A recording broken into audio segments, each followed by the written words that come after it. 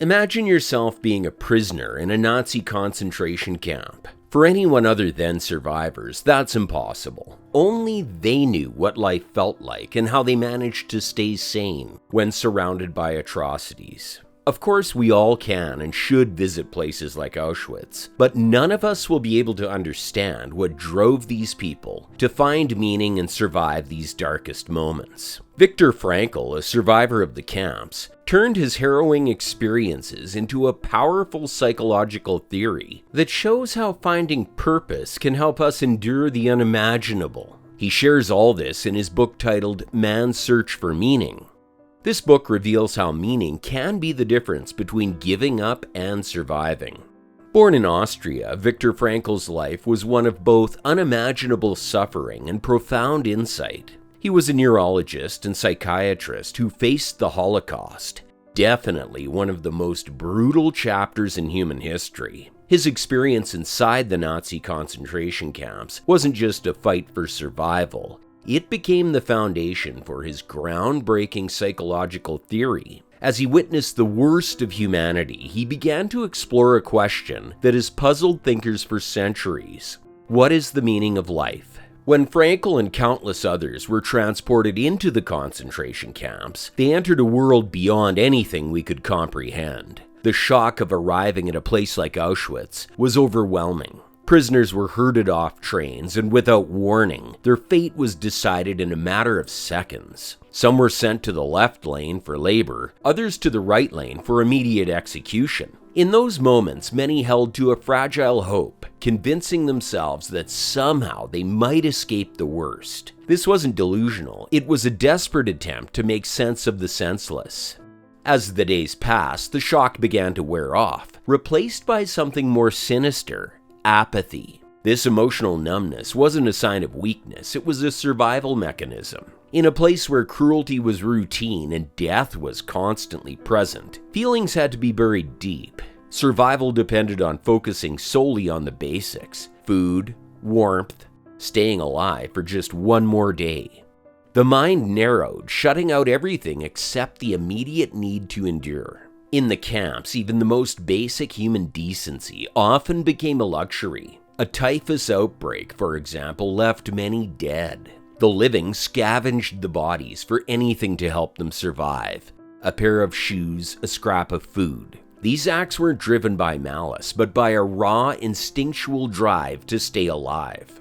The camps took away all meaning in life. Prisoners faced a harsh reality. The future was uncertain, and hope was a distant memory. And yet, even in such darkness, there were glimmers of resilience. In the midst of the relentless brutality of the concentration camps, there was one refuge that couldn't be touched by the guards or the barbed wire: the inner life of prisoners. For many, the ability to retreat into their minds, to hold on to memories, or to dream of a better future became their greatest strength. Viktor Frankl observed that those who connected with their inner selves and found purpose or love often endured.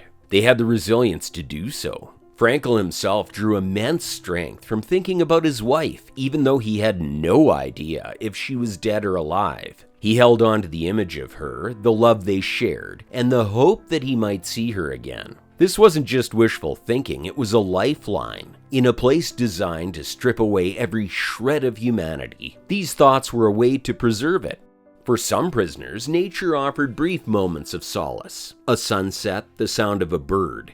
These small glimpses of beauty were reminders that there was still a world beyond the fences, a world where life continued and there was something worth surviving for.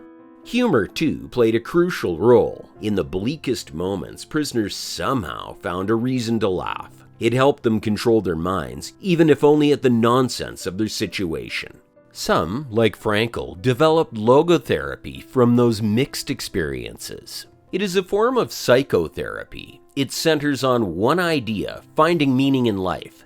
That is our greatest motivator. Frankl believed that at the core of our existence, no matter the circumstances, is the drive to find meaning in our lives. This idea wasn't born in a laboratory or through abstract theory. It came from watching people struggle to survive in the camps. Frankl noticed that a sense of purpose helped people endure. Those with hope, a commitment to loved ones, or a simple goal survived the worst conditions. Logotherapy isn't about avoiding suffering or pretending that life isn't always fair. Instead, it's about recognizing that suffering is an inevitable part of life and that our response to it can define us. Frankl argued that even in the face of extreme hardship, we have the freedom to choose our attitude and find meaning in our suffering. This doesn't mean that suffering is desirable, but that it can be an opportunity to discover something deeper about us. Interestingly, his ideas resonated far beyond the limits of the camps. He saw that in everyday life, people often struggle with an existential vacuum,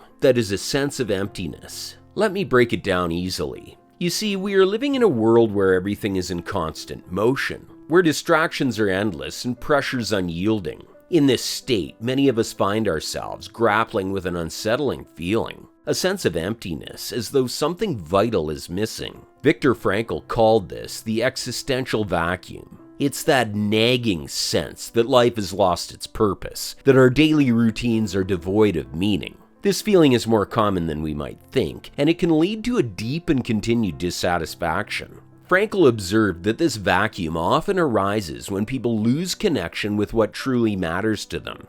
It's not just major life events, it's about feeling disconnected from the everyday things that give life meaning.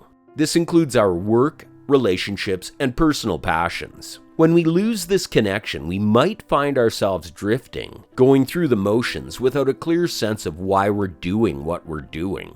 Logotherapy offers a way to confront this existential vacuum by guiding us to reconnect with our sense of purpose. Frankl believed that meaning isn't something we wait for, it's something we actively create through our choices and actions, and well, he suggested that meaning can be found in 3 key areas: work, love, and courage in the face of adversity. But then when we think about the meaning of life, it's easy to get caught up in the idea that there must be some grand, universal truth that applies to everyone. But that might not be the case according to Frankl. Interestingly, he had a different perspective. Viktor Frankl believed that there isn't one single meaning of life that fits all people at all times. Instead, the meaning of life is deeply personal. It is unique to each individual, shaped by their experiences and circumstances. Frankl often compared finding meaning in life to playing a game of chess. In chess, there isn't a single best move that works in every situation. The right move depends on the particular context of the game at that moment. Similarly, the meaning of life isn't fixed or universal. It varies depending on where we are in our lives and what challenges or opportunities we face.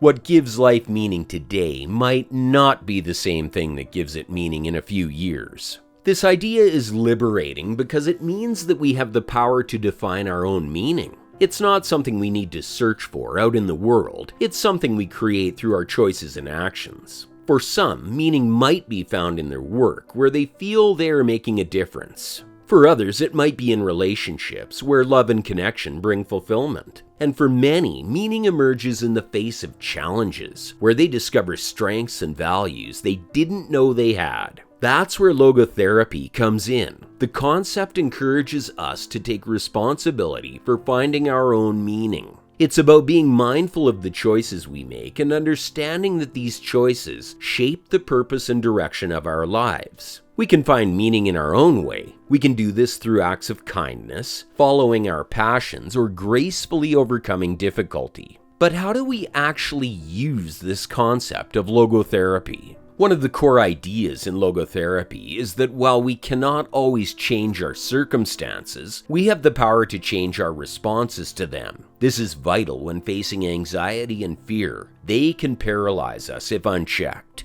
One of the key techniques in logotherapy is called dereflection. This method is useful when we obsess over a specific outcome.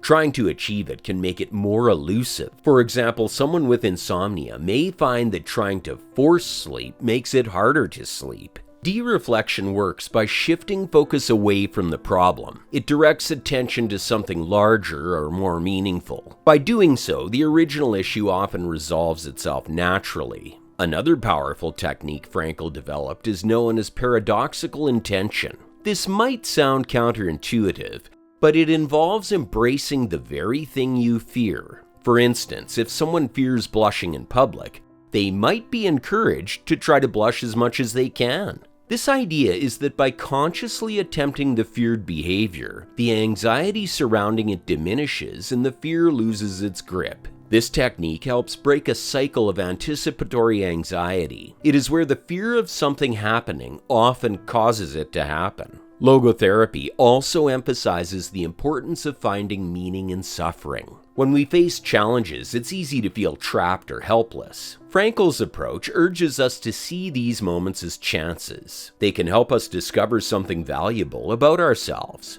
It's not about denying the pain or pretending it doesn't exist. Instead, it's about acknowledging the pain and asking, what can I learn from this?